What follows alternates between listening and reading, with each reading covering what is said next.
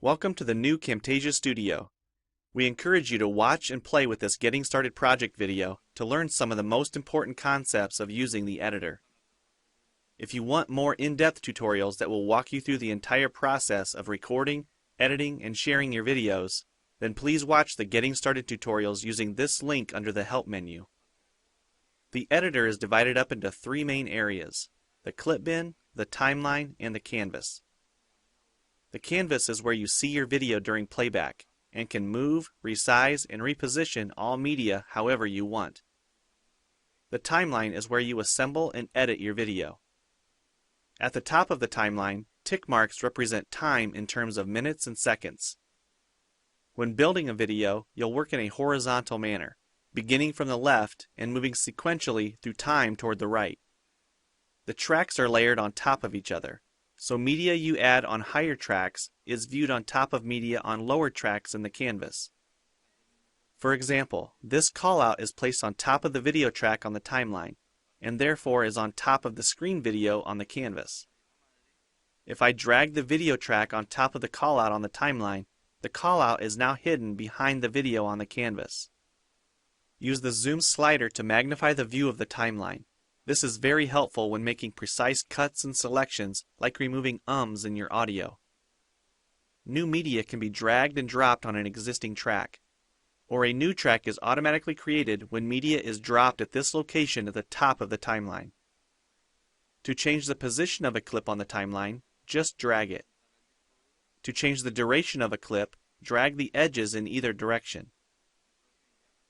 An important part of the timeline is the playhead. To view your video, click play. Notice how the video and the timeline's playhead stay in sync. Click anywhere along the timeline and the playhead moves to that point. To remove a portion of your video, make a selection with the green in point and red out point. Then click the cut button. If you don't want media cut on a specific track, just click the lock icon.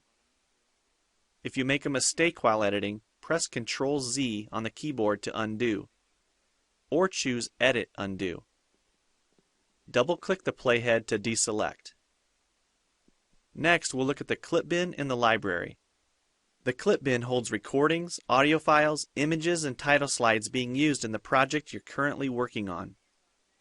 The library stores video clips, intros, callouts, title slides, and other media assets you want to use from project to project. It is pre-populated with professional content you can use in your videos. You can download more media from our website by clicking this link.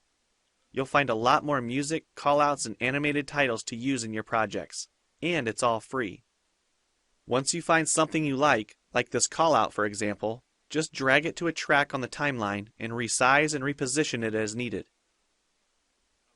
Double-click the callout on the canvas to open the Callouts tab and edit the text, or change any of the text properties like color or size. You can find a number of other callouts to use in your projects by expanding the Shapes menu. You've probably noticed the video zooming in and out at times, for example here when it's zooming into the timeline.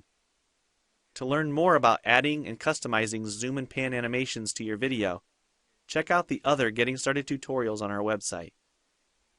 We've talked about some of the tabs already, but be sure to explore the others for adding and editing special effects. If they don't all show up as tabs, click on the More tab to explore others, like the speech-to-text capabilities and captions, and the improved quizzing. Also, transitions can now be dragged directly to the timeline and added on top of clips. So we've shown a few ways you can navigate and edit your video. But how do you get content into your video? To make a new screen recording, click the Record the Screen button. If you already have an audio or video recording you'd like to use, click the Import Media button.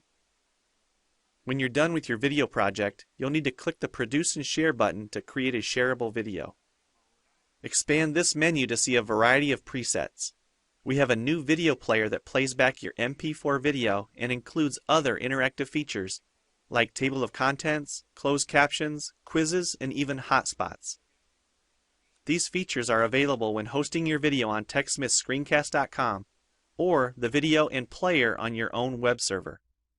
This player provides playback on multiple devices with just one video, whether it's a phone, tablet, laptop, or desktop computer. Well, it's time for you to try Camtasia Studio for yourself using the content on the timeline, or better yet, create your own. We have lots of free tutorials on our website, and I recommend you begin with the Getting Started series. Also, the help file inside Camtasia Studio tells you how to use each of the Camtasia Studio features and applications. One last thing, if you ever want to open this Getting Started project again to view or practice with, use this link here. Thanks for watching, and we hope you enjoy Camtasia Studio.